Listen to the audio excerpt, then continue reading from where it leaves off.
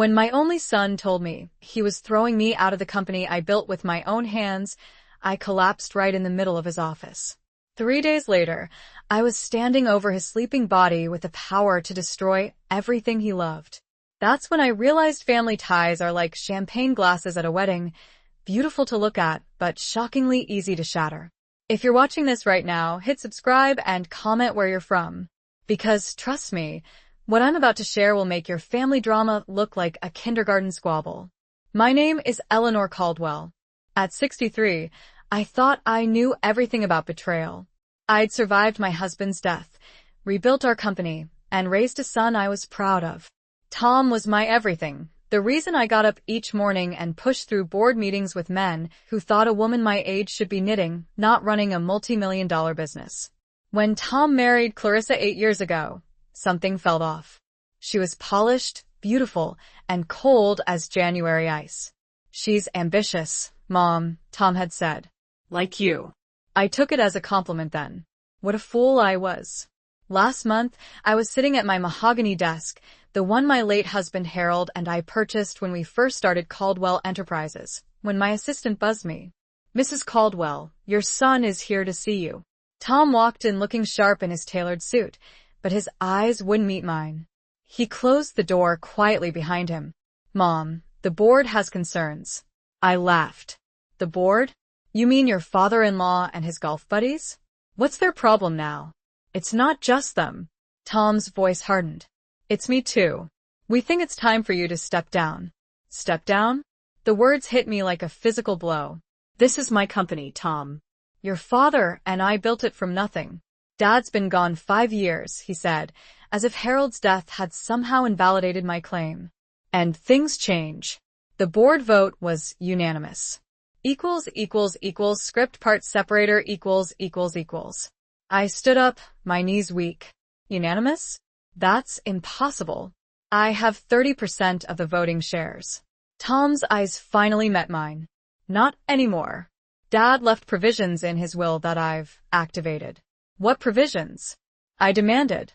If the company reached certain financial milestones, his shares would convert to a different class. One with more voting power. I felt my world spinning. Harold had never mentioned this to me. Never. "You're lying," I whispered. "I have the paperwork right here." He slid a folder across my desk. "Everything's legal, Mom. You can show it to your lawyer, but it won't change anything." I flipped through the documents, legal jargon swimming before my eyes. This can't be real. I looked up at my son, the boy I'd nursed through chickenpox, taught to ride a bike, helped through his first heartbreak. "Why now?" I asked, my voice barely audible. "It's time for new leadership," he said mechanically. "The board feels the company needs to modernize."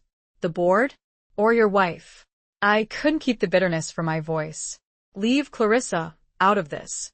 This is business." I stood up, steadying myself against the desk. "How long do I have?" "The transition starts immediately. You'll have 2 weeks to clear out your office." Tom's voice was flat, rehearsed. "We're prepared to offer a generous retirement package." 2 weeks? 40 years of my life, and you're giving me 2 weeks? That's when my legs gave out. The room tilted sideways, and I crumpled to the floor. The last thing I remember was Tom's panicked voice calling for help and thinking, even now, he sounds like my little boy. I woke up in the hospital with N4 in my arm and a diagnosis of exhaustion and dehydration. The doctor said it was likely brought on by stress. "You don't say."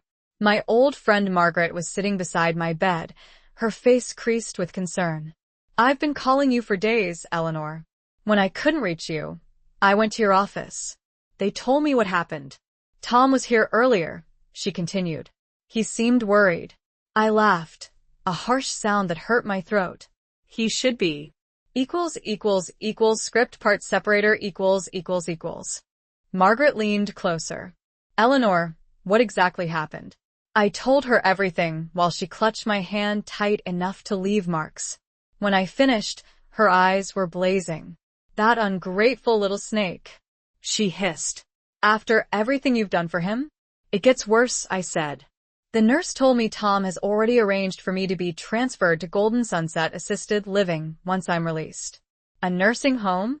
Margaret nearly shouted. You're only 63 and sharp as a tack. Apparently, I'm experiencing cognitive decline according to some doctor Tom hired. I wiped away angry tears. He's having me declared incompetent, Margaret. He wants control of everything, not just the company but my personal assets too. Margaret's jaw tightened. He won't get away with it. My nephew Richard is the best lawyer in the state. I'm calling him right now. While Margaret stepped out to make her call, a nurse entered with my evening medication. She glanced around cautiously before leaning close. Mrs. Caldwell? I'm Becky. I used to work for Dr. Anderson before he retired. Your son's new doctor, Dr. Hayes, his reputation isn't good. Nurses talk. She slipped a folded paper into my hand. This is Anderson's private number. He'd want to help you. After she left, I unfolded the paper. Beneath the phone number was a hastily scrawled note. Your daughter-in-law visited Hayes 3 times before your episode. Something's not right. My blood ran cold. This wasn't just a corporate takeover. This was a calculated plan to erase me completely. I was discharged the next morning. Tom wasn't there, just a driver he'd hired who was instructed to take me straight to Golden Sunset. Instead, I gave him Margaret's address. Mrs. Caldwell, I have strict instructions. I cut him off. I'll pay you double whatever my son is paying you. The driver hesitated only a moment before nodding. At Margaret's guest house, I began to piece together what was happening. Richard, her lawyer nephew, arrived within hours. Your son is moving fast, he said grimly. He's filed for emergency conservatorship, claiming your collapse proves you can't manage your affairs. Can he do that? He can try, but we're going to fight back harder. Richard opened his briefcase. First, we need another medical opinion. Then we need to understand why they're in such a rush. What's happening at Caldwell Enterprises that they need you out immediately? Script part separator equals. That night, I couldn't sleep. Everything felt wrong. I'd built that company with Harold, weathered economic downturns, fought off 2 hostile takeover attempts.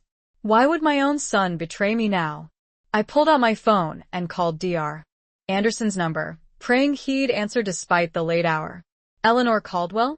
His voice was gruff but alert. Becky told me what happened. I've been expecting your call. Doctor, they're saying I'm experiencing cognitive decline. He snorted. Nonsense. I've been your physician for 20 years. You're as sharp as ever. My son has a doctor claiming otherwise. Hayes. Dr. Anderson practically spat the name. He's lost his license twice for falsifying medical reports. I can testify against his assessment. Why would Tom choose him specifically? The silence on the line was telling. Eleanor, about 6 months ago, your daughter-in-law consulted me about early-onset dementia symptoms. She asked detailed questions about how to identify it, document it, even how conservatorship work. My stomach dropped. 6 months ago? Yes. When I suggested she bring you in for testing, she declined. Said she was just gathering information. I thought it odd at the time. After hanging up, I paced Margaret's guest room. 6 months. They'd been planning this for at least 6 months. The next morning, Richard arrived with more disturbing news. I've had my paralegal digging through public records, he said, spreading documents across the table. Caldwell Enterprises has applied for 3 major loans in the past month. They're also selling off the Henderson property, that waterfront land your husband purchased as a long-term investment. What? That property will be worth 10 times its current value once the new highway is completed. Exactly. And there's more. They've scheduled an emergency board meeting for tomorrow. My source says they're voting on a merger. With whom? I demanded. Blackstone Industries. I sank into a chair. Clarissa's father's company. Richard nodded grimly. They're gutting your company, Eleanor. Stripping its assets and absorbing it into Blackstone. Once that happens, Caldwell Enterprises effectively disappears. And so does my legacy, I whispered. And my fortune. We need to move fast, Richard said. I've scheduled an emergency hearing with Judge Winters for this afternoon. She needs to see her competent before Tom gets his hearing tomorrow. My phone buzzed with a text from an unknown number. Mrs. C, it's Becky. Your son just picked up your medical files. Dr. Hayes altered your test results. I took photos before he changed them. Meeting in 1 hour at Westside Cafe? I showed Richard the message. He smiled for the first time since I'd met him. Now we're getting somewhere. Script part separator equals. At Westside Cafe, Becky slid a manila envelope across the table. I could lose my job for this, she whispered. Inside were comparison photos of my original test results and the doctored versions. Where my cognitive scores were normal, Hayes had marked significant impairment. Blood tests showing perfect health were now riddled with concerning markers. This is criminal, Richard said, photographing each document with his phone. There's more, Becky said. Last week, I overheard Mrs. Caldwell, Clarissa, on the phone in the parking lot. She said something about the old bat won't know what hit her, and once the merger goes through, we'll have everything. An ice-cold clarity settled over me. She never loved him, I murmured. This was always about the company. Richard looked grim. Judge Winters will want to see this immediately. 2 hours later, I sat across from Judge Winters, a stern woman with intelligent eyes who listened carefully as Richard presented our evidence. These are serious accusations, Mrs. Caldwell, she said. Yes, Your Honor, I replied. My son and daughter-in-law aren't just trying to take my company. They're trying to erase me. The judge studied the altered medical documents, her frown deepening. I'm granting an emergency injunction blocking any conservatorship proceedings and freezing all Caldwell Enterprise assets, pending investigation. She looked directly at me. And Mrs. Caldwell, I'm ordering a full independent medical evaluation. Thank you, Your Honor. As we left the courthouse, my phone exploded with texts from Tom. Mom, what are you doing? Mom, answer me. You're making a huge mistake. I ignored them all. What now? I asked Richard. Now, he said with a predatory smile, we go on offense. I've requested your company's financial records for the past year. If they've been planning this for 6 months, there will be a paper trail. That night, I couldn't sleep. I kept thinking about Harold, about the company we built together, about the son we raised, who now seemed like a stranger. Around 3 a.m., my phone rang. Unknown number. Eleanor? A man's voice, vaguely familiar. Who is this? It's William. William Barnes. My breath caught. William. My first love before Harold. We'd almost married until his job took him overseas. How did you get this number? That doesn't matter. What matters is I have information about your husband, your son, and Blackstone Industries that you need to hear. Why would you help me after all these years? His voice softened. Because Harold ruined my life, Eleanor. And now his son and Blackstone are trying to ruin yours. Script part separator equals. I agreed to meet William the next morning at a quiet diner outside the city. He looked older, of course, but his eyes were the same intense blue I remembered. Harold threatened to destroy my business if I didn't leave town, William said without preamble. He showed me photos of my brother's illegal gambling operation and said he'd send them to the police unless I disappeared from your life. That's impossible, I whispered. Harold wasn't like that. William slid a yellowed letter across the table. His words, not mine. The letter was in Harold's handwriting, detailing exactly what William had described. My hands trembled as I read it. Why show me this now? Because Blackstone Industries did the same thing to me 20 years ago. Frank Blackstone, Clarissa's father, used the same tactics to force me to sell my technology company for pennies on the dollar. Frank and Harold knew each other? They were partners in more ways than one.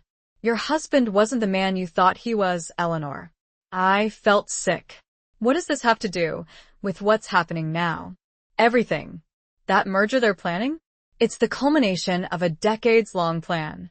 Frank wanted Caldwell Enterprises from the beginning. When Harold died, they shifted to Plan B, using Tom and Clarissa. My own son? Tom might not know everything, but Clarissa does. She's her father's daughter. William pulled out a flash drive. This contains financial records showing money transfers between Blackstone subsidiaries and accounts in Tom's name dating back 3 years. They've been grooming him, paying him to set this up.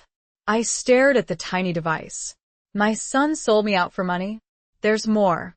Harold had another family, a woman in Seattle, and a daughter. They've been receiving regular payments from a Caldwell trust for 20 years.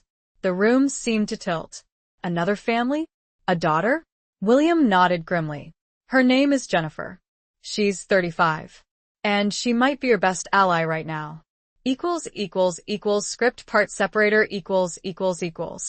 As I drove back to Margaret's house, my mind was a tornado of emotions. Harold had betrayed me in ways I never imagined. My son had been bought.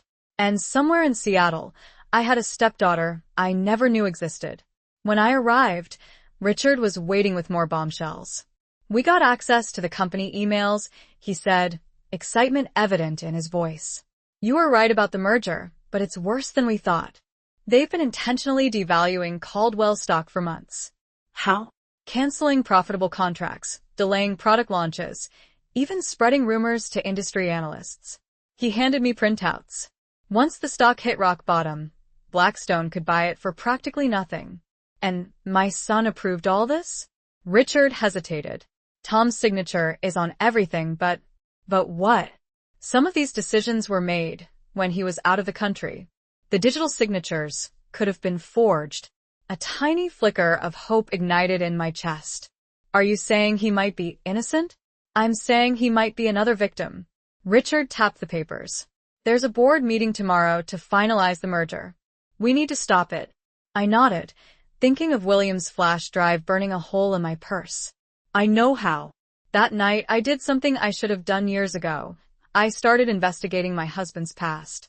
Online databases and social media led me to Jennifer Caldwell, a professor at Seattle University.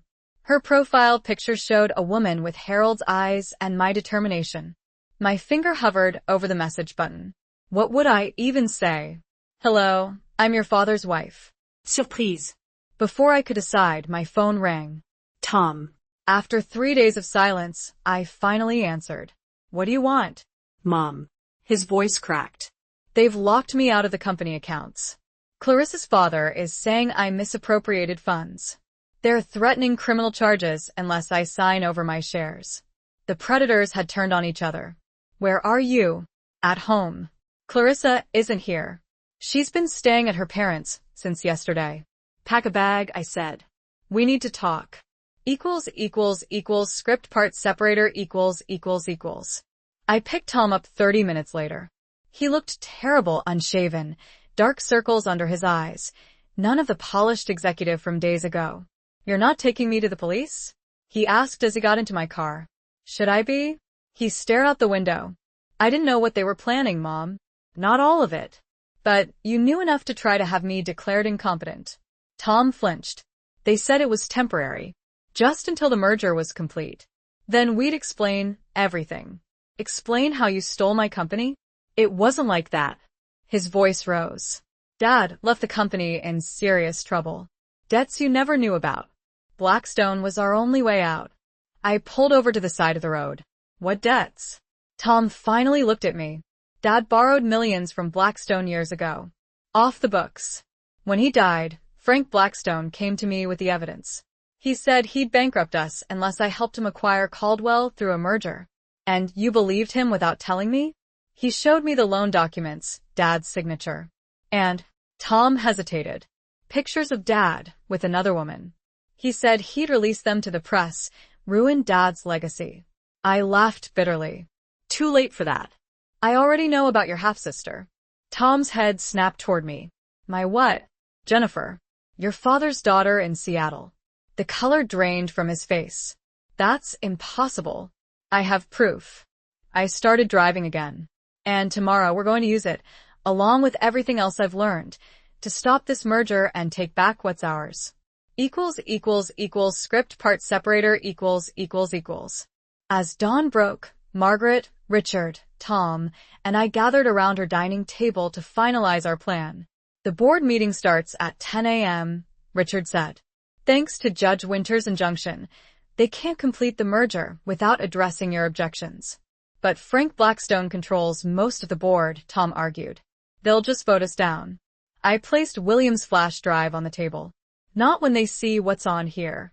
We spent the next hour reviewing the evidence, Financial records showing Blackstone's systematic manipulation, emails between Frank and Clarissa discussing how to handle the old woman, and most damning, proof that Harold's supposed debt to Blackstone had been fabricated. "This is criminal," Richard said, eyes wide. "Securities fraud, conspiracy, forgery." Tom looked sick. "I had no idea. Mom, I swear." I wasn't ready to forgive him yet. "Did you forge my signature on those medical documents?" He shook his head vehemently. No. That was all Clarissa and her father. "We'll need more than documents to sway the board," Margaret cautioned.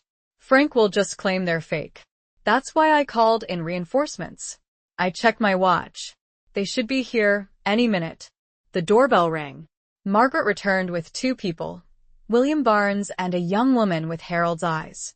"Jennifer," I said, standing. "Thank you for coming on such short notice." Tom stared at his half-sister in shock. She met his gaze coolly. "I've spent my entire life as the Caldwell family's dirty little secret," Jennifer said. "I'm ready for that to end. Script part separator ====." William cleared his throat. "The truth is, Frank Blackstone has been manipulating both Caldwell families for decades. He used my company as a testing ground for the tactics he's now using on you." "And my mother?" Jennifer asked quietly. "Sandra was paid to stay quiet," William explained. "Monthly deposits into an offshore account. When she threatened to come forward 5 years ago, she had a convenient accident." My blood ran cold. "Are you saying Frank Blackstone had her killed?" William's face was grim. "I'm saying people who threaten his plans tend to disappear."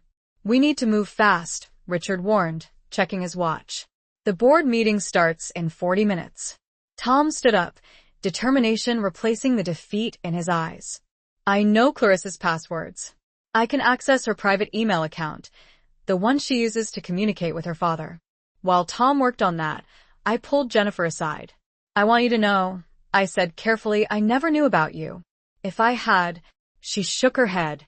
"I blamed you for years. Mom told me you were the reason Dad wouldn't acknowledge me.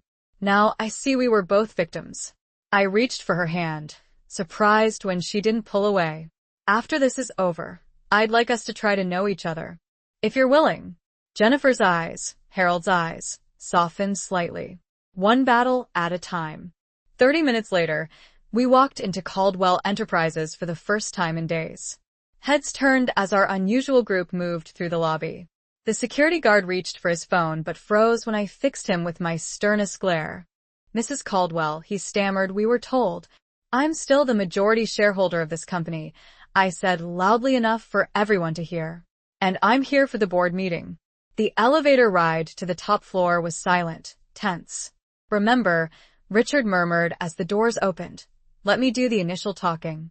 The boardroom fell silent as we entered. 12 faces turned toward us in shock. At the head of the table, Frank Blackstone sat next to Clarissa, both impeccably dressed and clearly unprepared for our arrival. Frank recovered first. "This is a private meeting. Security. Script part separator ===." "Judge Winter's injunction makes this a very public meeting," Richard interrupted smoothly, sliding papers across the table. "All company business is frozen pending investigation." Frank's face reddened. "This is preposterous. Eleanor suffered a medical episode, which your daughter and Dr. Hayes fabricated," I cut in. "We have proof of the falsified medical records." Clarissa stood up. "Tom, what are you doing with her?" She gestured at me like I was something unpleasant on her shoe. My son stepped forward. "Telling the truth, for once." He opened a laptop. "Would the board like to see emails between Clarissa and her father discussing how to handle the old bat and fast-track the merger while she's incapacitated?" Murmurs spread through the room. "This is absurd," Frank blustered. "Who are these other people anyway?" I straightened to my full height.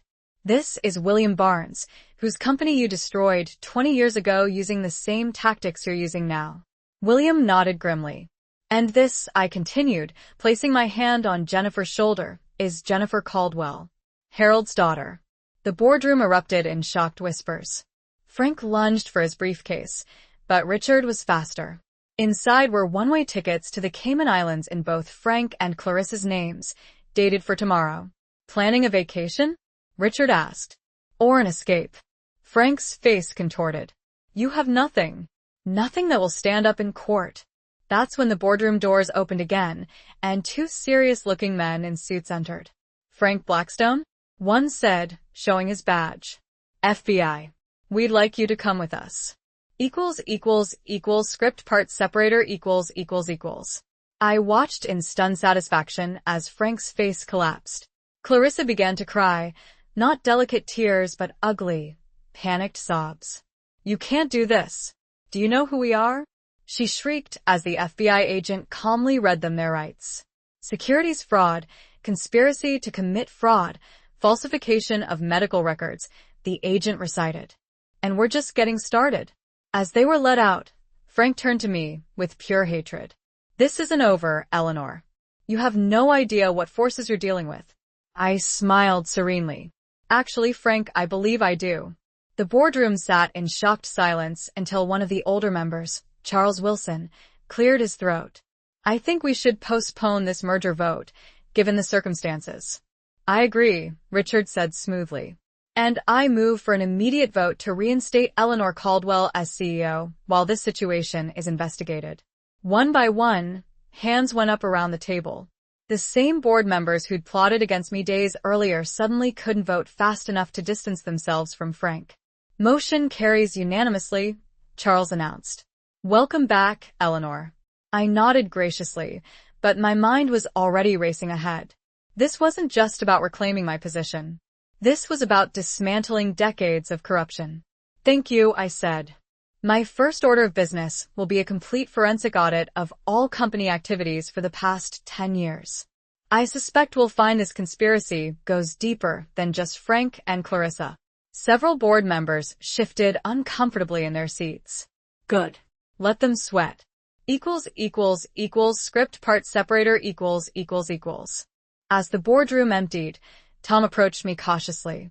Mom, he began, his voice small, I know what I did was unforgivable. I studied my son's face, the lines of stress I hadn't noticed before, the shadows under his eyes. Did you know about Jennifer? About your father's other family? He shook his head emphatically. No, I swear. I thought Dad was perfect. I laughed bitterly. We both did. We were both wrong. Jennifer joined us, her posture stiff, but her eyes curious. So, what happens now? To the company? To us? Good question. Hours ago, I'd been ready to destroy everything just to get revenge. Now, standing in the aftermath, I realized what I really wanted was something different. The company needs rebuilding, I said slowly. Not just financially, but ethically. That will take all of us. All of us? Tom asked uncertainly. I looked between them, my son who'd betrayed me, and my husband's daughter, who should have been family all along. Yes. If you're both willing.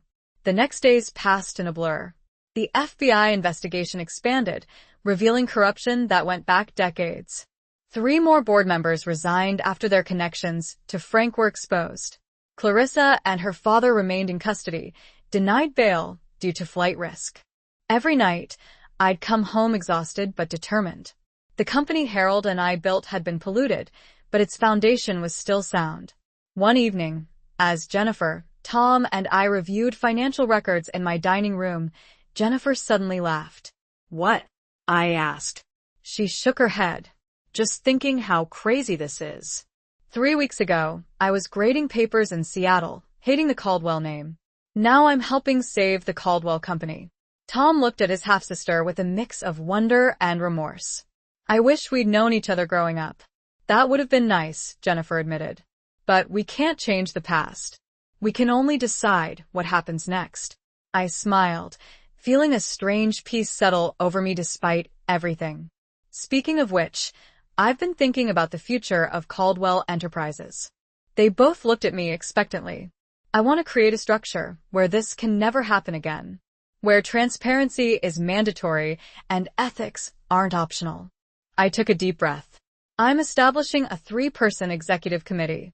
Me, Tom, and Jennifer. Jennifer's eyes widened. but I don't know anything about running a business. You're smart, ethical, and impossible to manipulate, I replied. That's exactly what we need. 2 months later, we held the official rebirth ceremony for Caldwell Enterprises. The press coverage was extensive, not just because of the scandal, but because of our unusual family reconciliation story. As I stood at the podium addressing employees, shareholders, and media, I caught sight of William in the back of the room. He gave me a slight nod, acknowledging what we'd accomplished. Caldwell Enterprises was built on innovation and perseverance, I told the crowd. But its future will be built on something even stronger: honesty and accountability. After the ceremony, an elegant older woman approached me. Mrs. Caldwell? I'm Victoria Blackstone. Frank's wife. I tensed immediately. What can I do for you? She handed me a sealed envelope. There are some things you should know. About Harold, about Frank, about everything. When you're ready. As she walked away, I felt the weight of the envelope in my hands. Just when I thought all secrets had been revealed, here was one more. But that's the thing about family legacies. They're never truly finished. They evolve, they transform. Sometimes they break completely. But with enough courage and truth, they can be rebuilt stronger than before. I tucked the envelope into my purse. Tomorrow would be soon enough for whatever new revelation awaited. Today, I had a legacy to reclaim.